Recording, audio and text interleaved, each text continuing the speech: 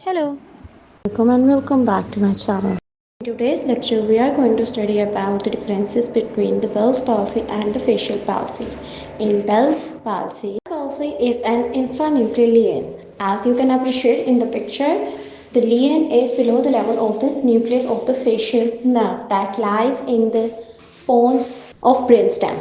Any lesion that occurs below the level of the pons will be considered as the Bell's palsy. While on the other hand, facial palsy is a supranuclear lesion. As you can see in the diagram, the lesion is above the level of the nucleus of the facial nerve.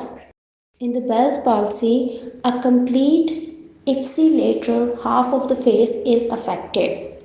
On the other hand, in facial palsy, contralateral lower side of the face is affected. The upper half of the face is spared because above the level of the nucleus the fibers decussate and crisscross.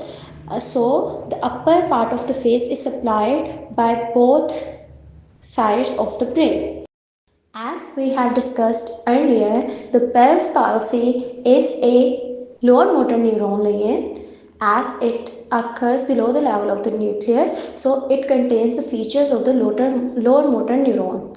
Like the paralysis is a flaccid paralysis that causes the dripping of the saliva from the mouth and the dripping of the tears from the eyelid, while in the facial nerve, as it's an upper motor neuron lesion, so the paralysis is a spastic paralysis. Thank you for watching. For more videos, kindly like, subscribe and share to my channel.